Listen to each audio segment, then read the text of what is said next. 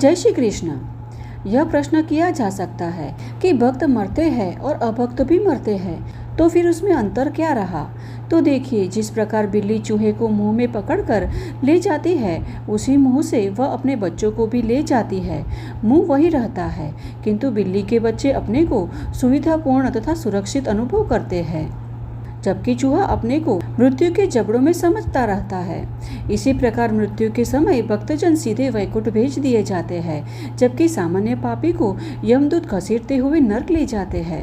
श्रीमद् भागवत गीता में भगवान श्री कृष्ण कहते हैं कि जन्म और कर्म दिव्य है, इसीलिए मेरा प्राकट्य और तिरुभाव आध्यात्मिक या दिव्य है, वे सामान्य नहीं है। तो फिर भगवान श्री कृष्ण इस संसार में क्यों प्रकट होते हैं? उन्होंने श्रीमद् भागवत में 4th अध्याय और श्लोक 8 में इसकी व्याख्या की है कि धर्मों के उद्धार और दुष्टों के विनाश के लिए मैं हर युग में धार्मिक सिद्धांतों की स्थापना करने के लिए प्रकट होता हूँ। पवित्र व्यक्तियों का उद्धार करने तथा दुष्टों का संहार करने के साथ साथ धर्म की पुनः स्थापना करने के उद्देश्य से मैं युग युग में प्रकट होता हूँ। इस प्रकार ईश्वर का एकमात्र कार्य है श्रद्धावान भक्तों की रक्षा तथा असुरों का वध करना। इसीलिए हम भगवान श्री हरि विष्णु को उनके आयुधों सहित चित्रित देखते हैं। वे गदा तथा चक्र से भक्तों की रक्षा करते हैं तथा कमल के पुष्प एवं शंख से उन्हें वर देते हैं। अतः हमें श्रद्धापूर्वक भगवान श्री हरि विष्णु की अथवा उनके ही स्वरूप भगवान श्री कृष्ण की पूजा आराधना कर उनकी भक्ति में ही अपना अधिक से अधिक समय व्यतीत करना चाहिए। और इस समय तो मार्गशीर्ष मास का पावन अवसर चल रहा है, तो आइए हम भी इस पावन अवसर पर भगवान श्री कृष्ण की आराधना करते हुए एक सुंदर कथा का श्रवण करते हैं। और यह कथा है द्वारकापुरी के अद्भुत महात्म्य की। तो आइए आज की कथा का आरंभ करते हैं। प्रहलाद जी कहते हैं कि ऋषियों, द्वारकापुरी का ऐसा अद्भुत महात्म्य है, यह बड़े बड़े पापों को जला देने वाला और महान पुण्य को बढ़ाने वाला है। द्वारका तीर्थ घोर पापों को भस्म करने वाला है। जब बृहस्पति सिंह राशि में होता है, उस समय जो द्वारका की यात्रा करते हैं, उसकी चरण रज का स्पर्श करने वाला पापी मनुष्य भी स्वर्ग को प्राप्त करता है।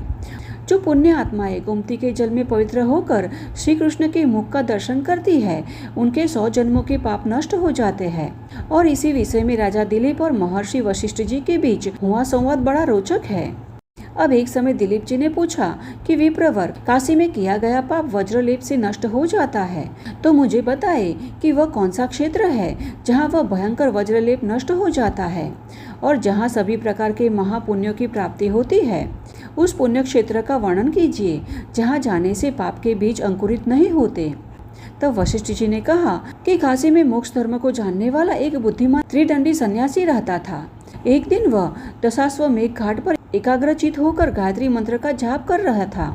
उसी समय एक सुंदर कन्या वहां आई और गंगा तट पर अपने वस्त्र डालकर जल में क्रीड़ा करने लगी।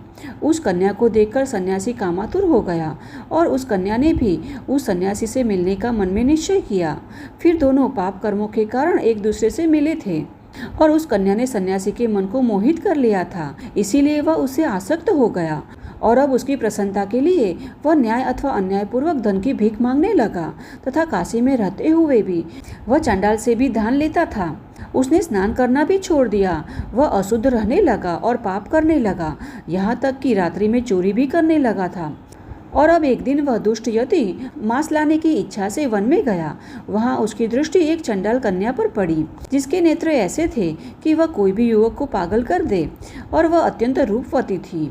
उसकी अपार सुंदरता देखकर उसने निर्जन वन में उस चांडाली के साथ समागम किया, उसके साथ भोजन भी किया और उसके ही घर में मर भी गया। अब पापी और सर्वभक्षी होते हुए भी काशी के प्रभाव से वह नरक में नहीं गिरा, परंतु उसने अत्यंत भयंकर वज्रलेप पाप किया था। अतः उसे क्रूर योनि में जन्म लेना पड़ा। पहले वह भेड़िया, फिर बाघ, सिंह, कुत्ता, सियार और सुअर बना। इस प्रकार 10,000 वर्षों में भी उसका पाप नष्ट नहीं हुआ। तत्पश्चात वह राक्षस हो गया और अनेक प्रकार के पशुओं को खाकर विंध्य पर्वत पर आकर रहने लगा। उस समय एक अद्भुत घटना घटी। एक व्यक्ति द्वारका और श्री कृष्ण चंद्र के मुखारविंद का दर्शन करके वहां से गुजर रहा था। वह गोमती के जल में स्नान करके पवित्र हो गया था। जब वह विंध्याचल पर्वत पर आया तो वह क्रूर राक्षस उसे खाने के लिए उसके पास आया, परंतु वह तीर्थयात्री तनिक भी भयभीत नहीं हुआ, अपितु उसके दर्शन मात्र से उस राक्षस का भयंकर पाप तत्काल नष्ट हो गया। और वह पुण्य के तेज से सुशोभित होने लगा। तत्पश्चात उसने श्रद्धापूर्वक उस पथिक के चरणों की पूजा की। उसने आश्चर्य से उस पथिक को प्रणाम करके कहा कि अहो, आपके दर्शन से मेरी भयंकर राक्षस वृत्ति नष्ट हो गई है और मुझे महान सिद्धि प्राप्त हुई है। भद्र पुरुष, आप कहाँ से आए हैं और आपका ऐसा प्रभाव क्यों है? अब राक्षस की यह बात सुनकर पथिक प्रसन्नतापूर्वक बोला कि राक्षस, मैं द्वारकापुरी का दर्शन करके आया हूँ। भगवान श्री कृष्ण के दर्शन से मुझ में वज्रलेप के समान पापों को दूर करने की शक्ति प्रकट हो गई है। अब यह सुनकर राक्षस ने भक्तिपूर्वक उन्हें प्रणाम किया और उनकी परिक्रमा करके द्वारकापुरी चला गया। वहाँ गोमती के जल में अपना शरीर त्याग कर उसने वैकुंठ धाम को प्राप्त किया और उस समय देवता और गंधर्वों ने उस पर पुष्प वर्षा करके उसकी स्तुति की। इस प्रकार वशिष्ठ जी के मुख से यह कथा सुनकर राजा दिलीप का हृदय प्रसन्न हो गया। वे देवों के देव भगवान श्री कृष्ण के दर्शन हेतु द्वारकापुरी गए और भगवान के मंदिर में आदरपूर्वक श्री कृष्ण का दर्शन करके परम सिद्धि को प्राप्त हुए। तो यह थी आज की हमारी मार्गशीर्ष के पावन अवसर पर भगवान श्री कृष्ण की द्वारकापुरी की महात्म्य की कथा। और हमें आशा है कि यह कथा आपको अच्छी लगी होगी, तो इसे अधिक से अधिक लोगों में शेयर कीजिएगा, जिससे कि वे भी इस मार्गशीर्ष मास के पावन अवसर पर इस कथा का श्रवण कर पुण्य फल की प्राप्ति कर सकें। तो चलिए, हमारे शास्त्रों में वर्णित ऐसे ही वैदिक और प्रमाणभूत कथाओं के साथ फिर से मिलते हैं। तब तक के लिए जय श्री कृष्ण।